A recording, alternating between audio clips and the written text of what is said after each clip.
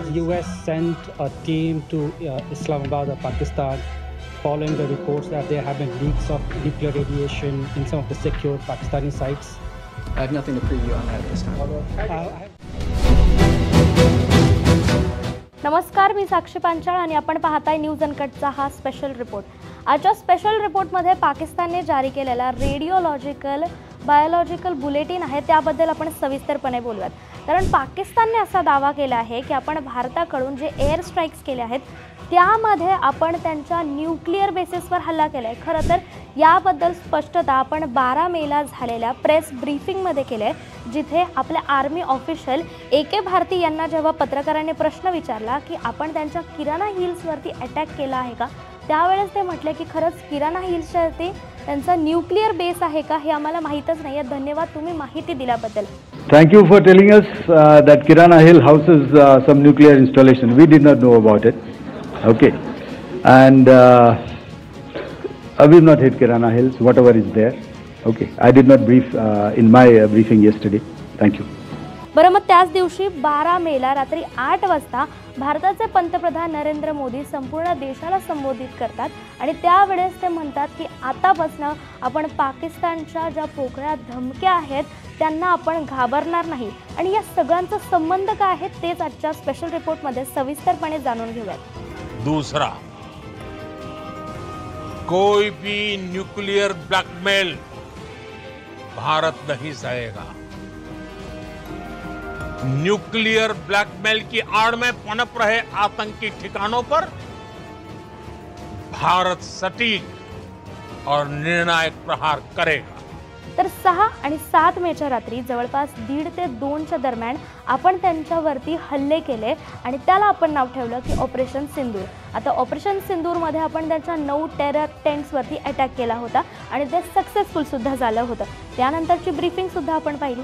आता येऊयात 8 तारखेला जवळपास 48 तासानंतर आपण त्यांच्यावर आणखीन एक स्ट्राईक केली आणि त्यामध्ये आपण त्यांच्या जवळपास 12 एअर बेसेस आहेत त्यांच्यावरती हल्ला केला. आता तिथून संपूर्ण ही कहाणीला सुरुवात होते. सर्वप्रथम आपण पाहूयात नूर खान, त्यांचा जो एक एअर बेस आहे आपण तिथे हल्ला केला आणि नूर खानच्या अगदीच जवळ येतं हे किराणा हिल्स. आता आपल्याला माहीत असो किंवा नाही, आपण तिथे अटॅक केला. कळत न कळत त्यांचे न्यूक्लिअर बॉम्ब जिथे होते तिथे रेडिएशन पसरलं आणि जेव्हापासून तिथे लिकेज सुरू झाली आहे त्यानंतर त्यांनी हे बुलेटिन जारी केलं आहे. हा जो हल्ला आहे तो 8 मेला झाला आणि 9 ते 10 मेच्या रात्रीच डोनाल्ड ट्रम्प यांचं X म्हणजेच ट्विटर या प्लॅटफॉर्मवरती एक ट्विट येतं ज्यामध्ये ते आपल्याला सीज फायरबद्दल सांगतात. तर हे पाकिस्तानने का केलं असावं? कारण तिथं त्यांचं न्यूक्लिअर रेडिएशनचं लिकेज होत होतं आणि ते पसरत चाललेलं.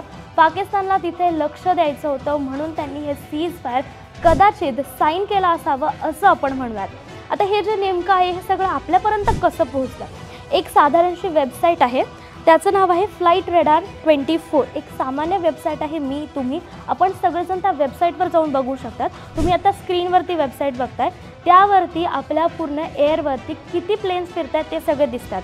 आणि 9 ते 10 तारखेच्या रात्री जवळपास 1:30च्या दरम्यान लोकांनी तिथे ऑब्झर्व केलं की US न्यूक्लिअर एमर्जन्सी एअरक्राफ्टचा B350 AMS म्हणजे हा एक USचा प्लेन आहे. जर कुठे न्यूक्लिअर रेडिएशन पसरत असेल तर ते तिथे डिटेक्ट करतात आणि हे प्लेन पाकिस्तानच्या एअर रडारवरती आपल्याला दिसलं. आता हे प्लेन तिथे का आलं? कारण तिथे कोणतं तरी न्यूक्लिअर रेडिएशन झालं आहे म्हणूनच हा प्लेन आलेला आहे. आणि त्यानंतर त्या प्लेनमध्ये काय होतं, इजिप्तवरून हा प्लेन सुटला आणि पाकिस्तानच्या एअर रडारवरती दिसला. त्यामध्ये बोरॉन नावाचं एक धातू असतं.